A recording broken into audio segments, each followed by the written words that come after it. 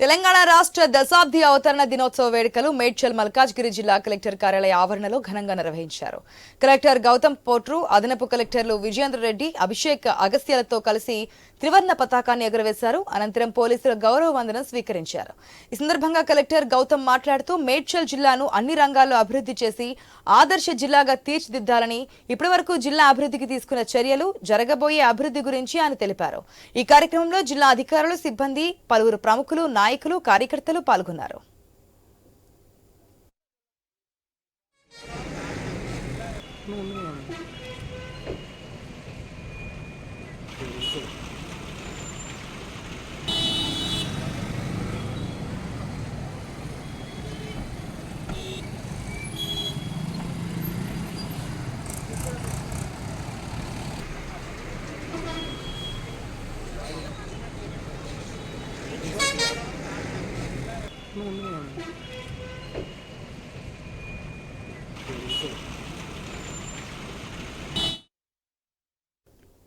అభివృద్ధి సంక్షేమానికి రాష్ట్ర ప్రభుత్వం అధిక ప్రాధాన్యతనిస్తుందని జిల్లా కలెక్టర్ అద్వైత్ కుమార్ సింగ్ అన్నారు. రాష్ట్ర అవతరణ దినోత్సవాన్ని పురస్కరించుకుని మహబూబాబాద్ జిల్లా కేంద్రంలోని అమరవీరుల స్తూపం వద్ద అమరవీరులకు కలెక్టర్ అద్వైత్ కుమార్ సింగ్ నివాళులర్పించారు. కలెక్టరేట్లో జాతీయ పతాకాన్ని ఆవిష్కరించి పోలీస్ గౌరవ వందనాన్ని స్వీకరించారు. ఈ సందర్భంగా ఆయన మాట్లాడుతూ రాష్ట్రం అన్ని రంగాల్లో అభివృద్ధి చెందుతూ అందరి దృష్టిని ఆకర్షిస్తుందన్నారు.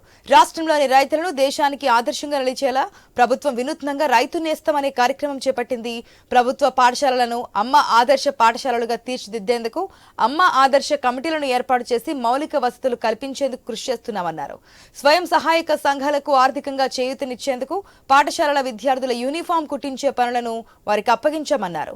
ప్రభుత్వ ఆసుపత్రుల ద్వారా ప్రజలకు మెరుగైన వైద్య సౌకర్యం కల్పిస్తున్నామని అద్వైత్ కుమార్ సింగ్ తెలిపారు. ఈ కార్యక్రమంలో జిల్లా SP Sudheer Ramnath Kekar, additional collector David, జిల్లా అధికారులు పాల్గొన్నారు.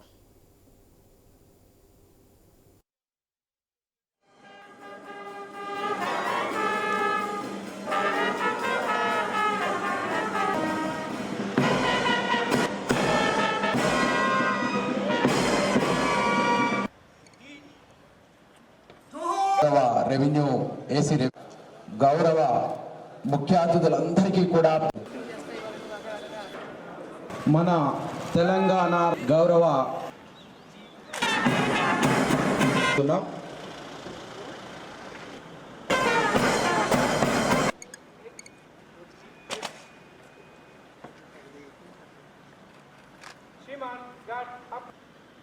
మన బిఆర్ అంబేద్కర్ గారికి దశాబ్ది వేడుకలను వైభవంగా జరుపుకుంటున్న సమయంలో జిల్లా ప్రజలందరికీ శుభాభివందనాలు. ప్రభుత్వం అభివృద్ధి సంక్షేమ పథకాలపై దృష్టి సాధించి 6 గ్యారంటీలను అమలు చేసుకునేందుకు డిసెంబర్ 28 నుంచి జనవరి 6 వరకు ప్రజాపాలన కార్యక్రమం నిర్వహించింది. ప్రభుత్వ అధికారులను ప్రతి పల్లెలకు, ప్రతి బస్తీకి పంపించి గ్రామ సభలు నిర్వహించి సంక్షేమ పథకాలు అర్హులైన ప్రజల నుండి దరఖాస్తు సేకరించి మరియు మహాలక్ష్మి పథకం, ఆరోగ్యశ్రీ మరియు గృహజ్యోతి అమలు జరుగుతుంది. తెలంగాణ రైతులు దేశానికి ఆదర్శంగా ఉండేలా సరికొత్త ప్రణాళికలు రూపొందించి రాష్ట్ర వ్యాప్తంగా రైతుల సమస్యలను పరిష్కరించేందుకు ప్రభుత్వ వినూత్నంగా రైతు